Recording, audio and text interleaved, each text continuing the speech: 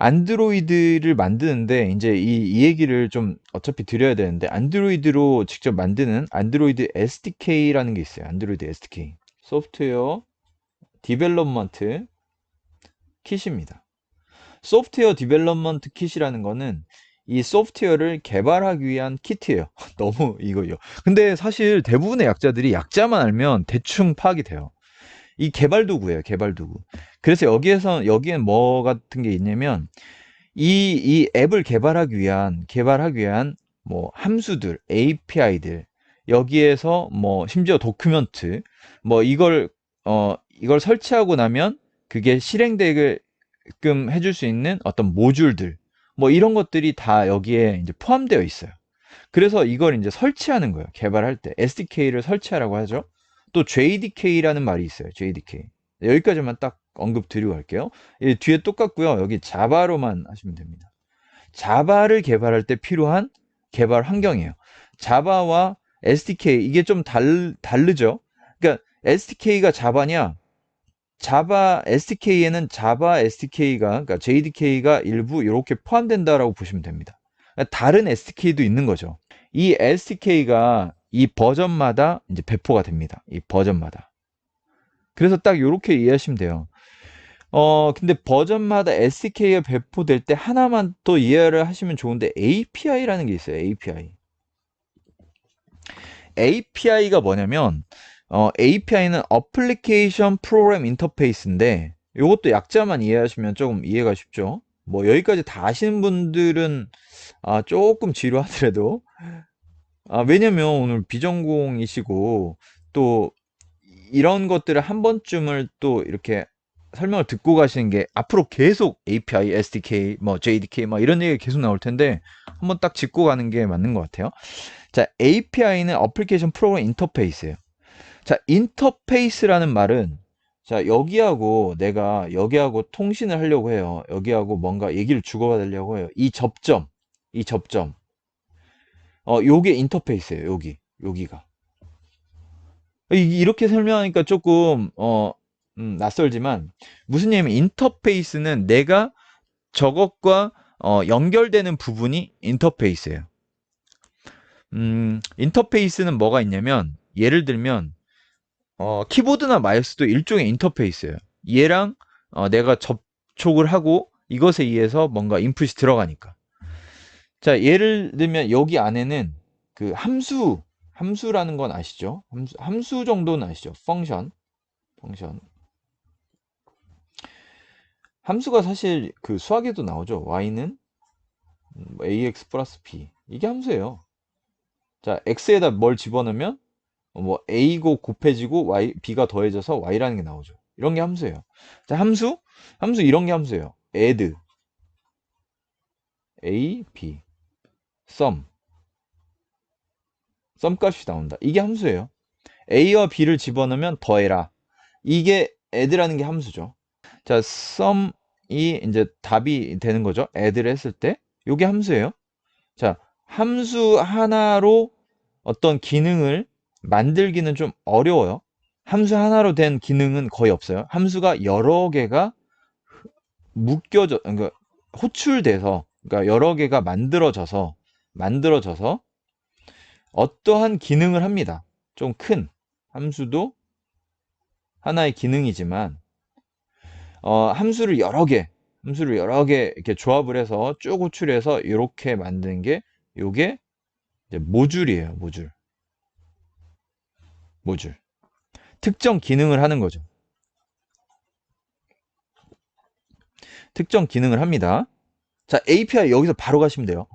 이 특정 기능을 할 때, 이 특정 기능이라는 걸 할 때 어떤 거를 호출하면 돼요. 호출이라는 말은 이제 함수를 부르거나 이제 실행하겠다라는 건데 이 기능, 아까 말씀드린 이 모듈의 함수를 여러 개 만든 모듈을 기능을 호출할 때 쓰는 게 바로 이제 API, 인터페이스. 이 기능을 외부적으로 뽑아놓은 거. 이렇게 하나를 뽑아놓은 거. 그게 API라는 겁니다. 근데 이 API의 느낌은 뭐냐면요. 이런 식으로 함수하고 좀 비슷해요. 예를 들면 콜, 뭐 전화번호 이렇게 딱 넣으면 전화가 걸리겠죠? 이게 일종의 API 표현이에요. 함수하고 똑같아요. 느낌은. 근데 조금 차이는 뭐냐면 함수라고 말하면 하나하나의 기능 단위라고 좀 보시면 되고 그게 엮이고 엮여서 어떤 특정한 기능, 좀 큰 기능을 말할 때 모듈이라고 하는데 그 모듈을 호출하는 것인데 그것의 인터페이스가 API입니다. 컴포넌트라는 말이 있어요. 컴포넌트. 자, 컴포넌트는 이 API 하나가 아니라 이제 조금 여러 개로 해가지고 여러 개를 이제 묶어놓은 거, 컴포넌트. 조금 이렇게 표현을 해볼까요? 자, 함수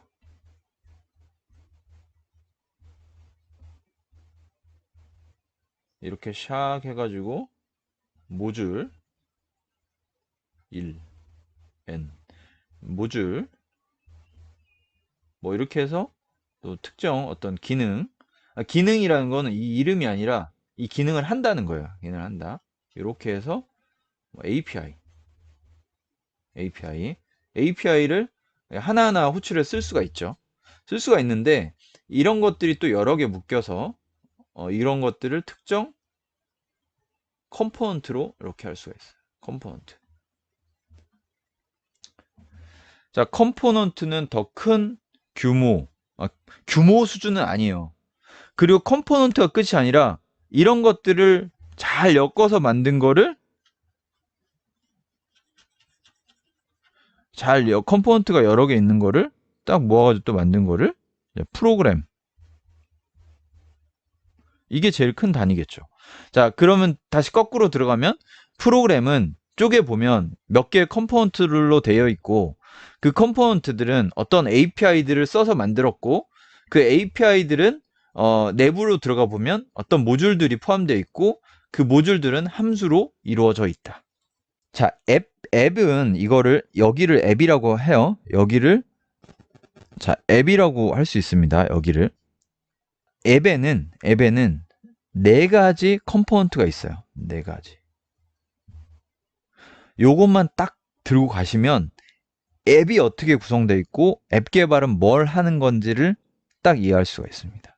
자, 그 네 가지 컴포넌트는 뭐냐면 네 가지밖에 없어요. 네 가지로 구성이 됩니다. 컴포넌트. 근데 네 가지도 다 아실 필요 없어요. 딱 하나예요. 사실 하나. 하나만 아시면 끝이에요. 자, 첫째 가장 중요한 거. 액티비티.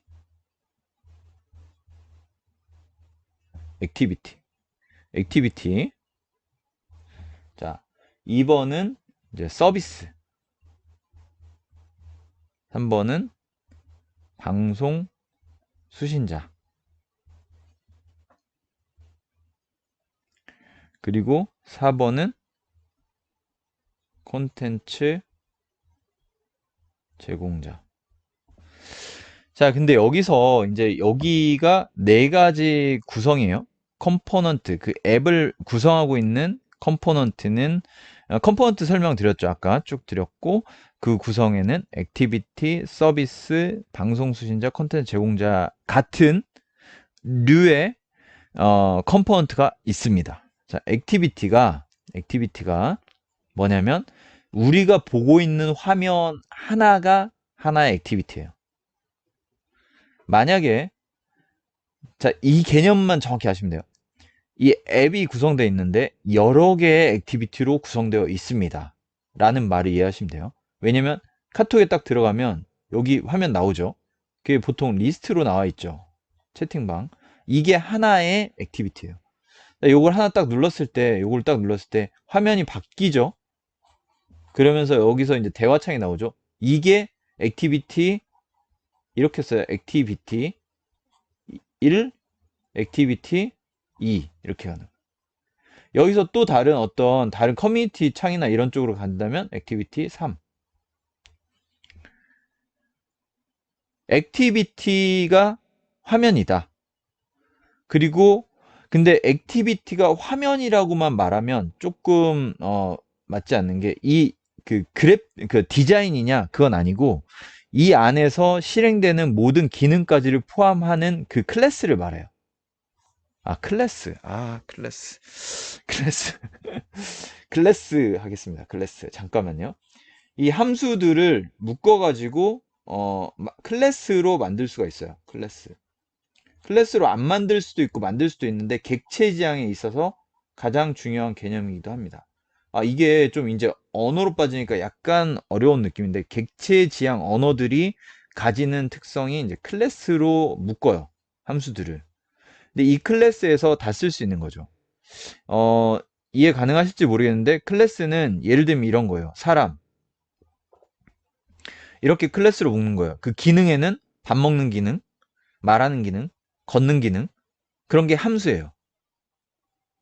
딱 여기까지만 이해하세요. 아, 왜냐면 자바라는 제가 그거 또 한 세션을 지금 준비할 거거든요. 그때 제가 정말 정확하고 자세하고 쉽게 말씀드릴게요. 자, 사람 같은, 그게 액티비티도 클래스로 되어 있어요. 그래서 제가 약간 용어가 나와서 언급을 드린 거고요. 자, 여기까지. 여기에 잘못 빠져들면 여기 또 엄청난 미지의 세계이기 때문에. 자, 액티비티. 다시 액티비티로 돌아갈게요. 이 화면 하나가 액티비티다. 이렇게 이해하시면 됩니다. 서비스. 그냥 요 개념만 딱 이해하시면 돼요. 일단. 그리고 액티비티는 조금 자세하게 하나만 더 설명드릴게요. 자, 액티비티가 화면이다. 자, 서비스는 MP3 플레이어 같은 거 있으시죠? MP3 플레이어 같은 거 화면을 닫아도 소리가 계속 나잖아요. 그게 서비스예요. 금방 이해되시죠? 근데 여기서 이제 한번 예를 들어볼게요. 유튜브 프리미엄이라고 혹시 아시나요? 제가 잠깐 무료로 가입한 적이 있는데, 그거는 닫아도 소리가 계속 들려요. 앱을 내려도.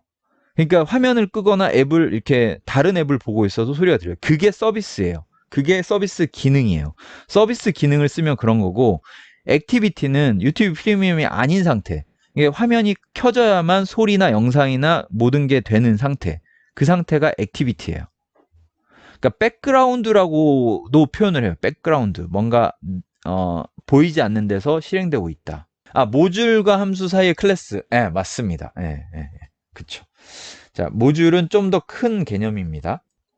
그리고 방송 수신자는 상태 같은 거를 캐치할 수가 있어요. 무슨 얘기냐면 내가 사진을 찍었다 또는 배터리 용량이 얼마 남았다. 이런 거를 내가 앱을 만들면서도 알 수가 있어요. 안드로이드는 정보를 다 공유를 합니다. 모든 앱들이. 안드로이드 운영 체제가 굉장히 그런 평등을 추구해요. 그래서 나도 지금 안드로이드 시스템이 무슨 일을 하고 있고 배터리 상태가 어떻고 뭐 화면이 꺼져 있고 뭐 그런 것들을 다 알아낼 수가 있어요. 그거는 방송 수신을 하면 돼요. 방송 수신, 브로드캐스팅을 들으면 내가 수신을 하게 되면 나도 배터리 상태에 의해서 내 앱을 실행할 수도 있고 안 할 수도 있어요. 이 지금 하나하나를 제가 이 이제 과정을 진행하는 동안 한 개씩을 다 이제 설명을 또 드릴 거예요. 어떤 식으로 소스를 만들고 이러기 때문에 오늘은 딱 컨셉만 이해하시면 됩니다. 그리고 마지막으로 컨텐츠 제공자는 DB라고 생각하시면 돼요. DB 들어보셨죠? 데이터베이스.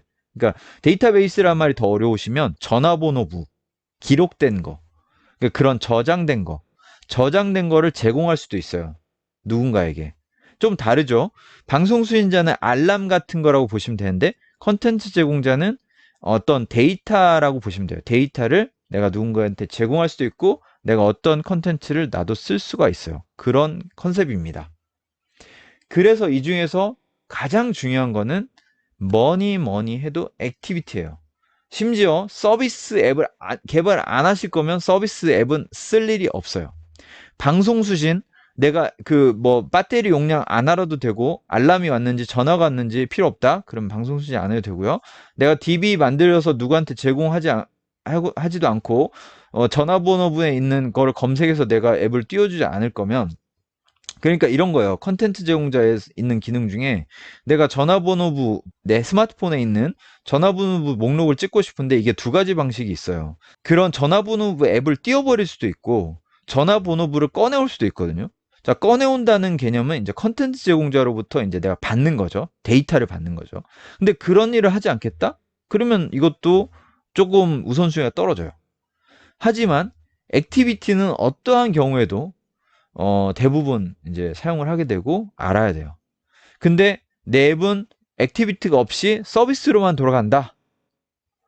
그런 앱이 있을 수도 있는데 뭐 거의 그렇진 않죠. 그냥 액티비티가 일단 떴다가 서비스로 가겠죠.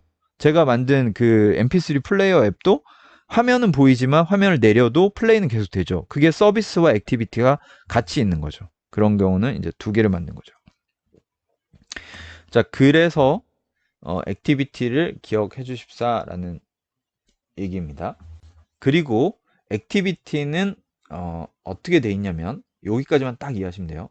이 클래스와 이 액티비티 클래스 플러스 요거만 딱 기억하세요. 레이아웃